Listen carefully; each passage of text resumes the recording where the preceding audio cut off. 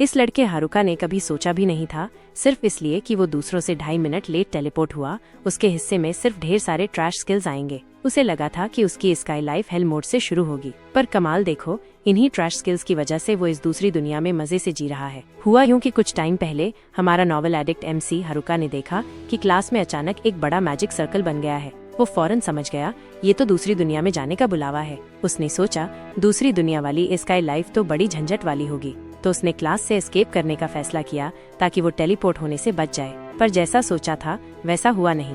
Class के दरवाजे खिड़की सब सील्ड थे, तो उसने छत से भागने का प्लान बनाया। उसे लगा था कि वो मैजिक सर्कल की रेंज से बच निकलेगा, लेकिन वैसा हुआ नहीं। और क्योंकि 43 लोगों की समनिंग हुई थी, तो जो लोग दूसरी दुनिया में पहले पहुंचे उन्हें पावरफुल स्किल्स चुनने का मौका मिला। और हारुका वो सबसे आखिर में पहुंचा था, तो उसके लिए सिर्फ कुछ ट्रैश स्किल्स ही बचे थे जिन्हें कोई लेना नहीं चाहता था। पहली थी इन्वेस्टमेंट स्किल, जिससे ज्यादा बस 12 एट्रीब्यूट पॉइंट्स बढ़ सकते थे। फिर था विलेजर सेट और कॉन्टैक्ट लेंसेज। हद तो ये थी कि इनके अलावा भी ढेरों ऐसे स्किल्स थे जो बिल्कुल यूजलेस लग रहे थे। ये देखकर हारुका बेचारा गॉड से कंप्लेन करने लगा। उसे लगा ये मैजिक वाली दुनिया उसके लिए है ही नहीं, शायद वो बिगिनर विलेज के बाहर जा ही ना पाए। ये सुनकर गॉड को गुस्सा आ गया और उसने बचे हुए सारे के सारे ट्रैश स्किल्स जबरदस्ती हारुका को दे दिए। हारुका को लगा था अब पक्का उसकी शुरुआत हेल मोड से होगी, पर जब वो सच में दूसरी दुनिया में पहुंचा तो पता चला कि विलेजर सेट में एक इन्फिनिट स्टोरेज बैग है और उसके अंदर पहले से ही काफी आइटम्स भी रखे थे। भले ही ये लेफ्टओवर्स आइटम थे, पर कम से कम अब उसके पास इस दूसरी दुनिया में सरवाइव करने का जरिया तो था। और जैसे ही उसने अपने एट्रीब्यूट पॉइंट्स चेक करने चाहे, उसने देखा सिर्फ 2 M-, तो सिस्टम ने उसे इन्वेस्टमेंट स्किल यूज करने को कहा। उसे समझ आ गया कि उसकी हालत ऐसी है कि ताकत के भरोसे कुछ नहीं होगा, तो उसने सारे एट्रीब्यूट पॉइंट्स लक में लगाने का फैसला किया। पर अगले ही पल हारुका हैरान रह गया। उसे पता चला M- का मतलब था मैक्स, यानी अब सिर्फ उसका लक ही मैक्स लेवल पर है। तभी हारुका ने देखा कि उसके पास 2 और एक्स्ट्रा स्किल्स हैं, लूनर और सब्जुगेशन। अगर पहली लूनर रहने की कंडीशन पूरी होती है तो वो सब्जुगेशन यूज कर सकता है और मॉन्स्टर या इंसान को कंट्रोल कर सकता है। पर हारुका तो रियल वर्ल्ड में भी लूनर था और इस दूसरी दुनिया में भी वैसा ही हो रहा है। मतलब यहाँ भी उसका हारेम बनाने का सपना ही रह जाएगा। इसके बाद हारुका ने वो कॉन्टैक्ट लेंसेज पहने और वो हैरान हो गया। वो कोई मामूली कॉन्टैक्ट लेंसेज नहीं थे, उनसे वो अप्रेजल स्किल यूज कर सकता था।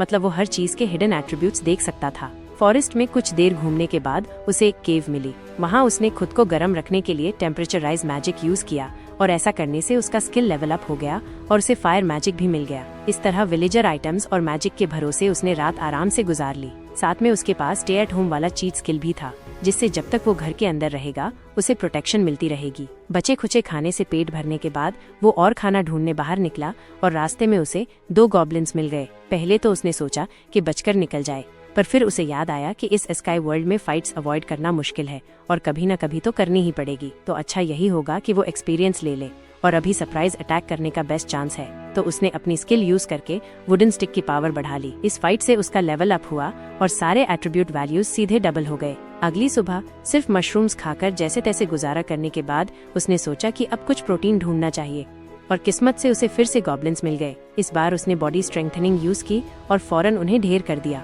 पर तभी वहाँ 3 मिड लेवल गॉब्लिन्स आ गए। हारुका समझ गया कि इनसे लड़ना बेवकूफी होगी, तो बिना कुछ सोचे उसने फौरन वहाँ से एस्केप करना ही बेहतर समझा। इसके बाद कुछ और दिन बीते। हारुका दिन में गॉब्लिन्स का शिकार करता और रात को केव में, जिसे उसने अपना घर बना लिया था, वहाँ मैजिक सीखता। लग रहा था कि उसकी स्काई लाइफ अब ट्रैक पर आ रही है। पर एक रात उसे कुछ अजीब सा ऑरा महसूस हुआ।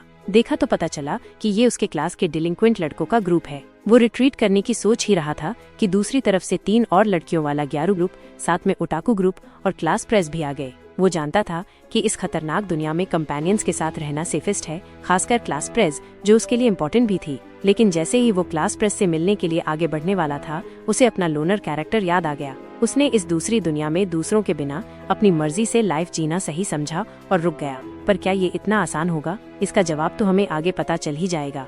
तो दोस्तों, आज के लिए बस इतना ही। उम्मीद है आपको ये वीडियो पसंद आया होगा। अगर हाँ, तो इसे लाइक करना और अपने दोस्तों के साथ शेयर करना मत भूलना। ऐसे ही और भी मजेदार एनिमे रिकैप्स के लिए हमारे चैनल को सब्सक्राइब जरूर करना। मिलते हैं अगली वीडियो में, तब तक के लिए सायोनारा।